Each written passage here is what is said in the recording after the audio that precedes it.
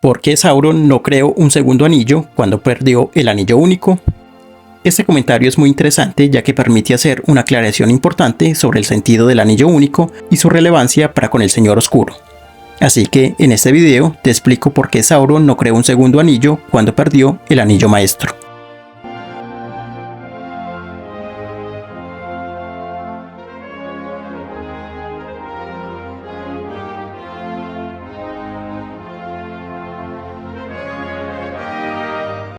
Empecemos diciendo que no, Sauron no creó un segundo anillo porque ello no tendría sentido. Y la pregunta se entiende porque se creería que el anillo único fue creado para incrementar el poder de Sauron. Entonces, frente a su pérdida, simplemente haría otro para aumentar de nuevo su poder. Pero no, esto no es el caso. Sauron no creó el anillo único con ese objeto, ya que tal artefacto no aumentaba el poder del mismo Sauron, sino al contrario. Sauron tuvo que dar su propio poder al anillo para que éste fuera un artefacto influyente y poderoso. En otras palabras, el anillo no fue creado para multiplicar el poder de Sauron, sino más bien el anillo fue un instrumento por medio del cual Sauron podría dividir su ser. El anillo de poder sería como la mitad de Sauron, y este acto de entregar su poder y su propio ser a otras cosas era muy común en las prácticas corruptas de los señores oscuros, pues Sauron aprendería esa malicia del mismo Morgoth. Pues Melkor, en su afán de creación e invención, hacía remedos creativos con las cosas, las corrompía engendrando criaturas y tierras deformes, cuya maldad derivada de la misma esencia de Morgoth. Así, Sauron intentaría lo mismo con los anillos que tuvieron su influencia. Al compartir su poder y ser, nos cuenta Tolkien, Morgoth quedaba más debilitado y perdía su poder inicial, tal como le sucedería a Sauron al crear el anillo único. De manera que Sauron quedaba incompleto cuando el anillo no estaba en su posesión. De ahí se entiende su afán de encontrarlo, pues volverlo a tener complementaría su ser. En resumen, Sauron con el anillo no aumentaba su poder, sino que se complementaba, o mejor dicho, al dividirse en dos partes, al perder una de las dos, quedaría sumamente debilitado. Por ello, según esto, Sauron no tendría poder para crear otro anillo, pues al intentar crear otro de igual naturaleza al primero, tendría que dividirse de nuevo. Así, Sauron se debilitaría mucho más al quedar dividido en tres partes.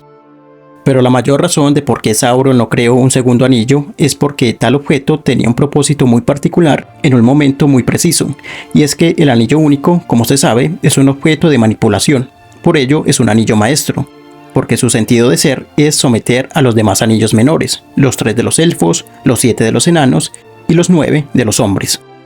El anillo único fue inventado con el fin de ser una conexión desde Sauron a los demás portadores de los demás 19 anillos. Por así decirlo, el anillo único permitía a Sauron hackear los otros anillos y las voluntades de aquellos que el Señor Oscuro quería someter, pero hacerlo de manera secreta. Ese es el sentido de los anillos de poder, dominar a las demás criaturas no a la fuerza o de manera abierta y manifiesta, sino de manera oculta y a distancia. Pero como sabemos, dicho plan inicial de Sauron fue frustrado en la Segunda Edad cuando los elfos se dieron cuenta y Sauron les declaró la guerra. Allí ese plan de hackeo quedó interrumpido, solo teniendo éxito luego con los reyes humanos, pues al final los 7 anillos enanos no sirvieron de mucho ya que la naturaleza gruesa y fuerte de los señores de la roca no permitió el sometimiento al único. Entonces, como el objetivo del anillo único era someter de manera oculta a los demás anillos, al ser descubierto ese plan, ya no tendría sentido crear un segundo anillo.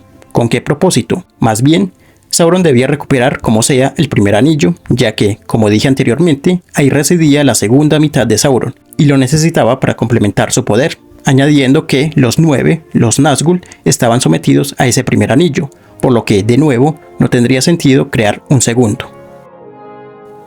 Además, Sauron siempre tuvo el anillo único en la Segunda Edad, desde su creación en el año 1600 de esa era, hasta que Isildur lo arrancó de su mano cuando cayó junto con Elendil y Gil-galad en la batalla de la Última Alianza.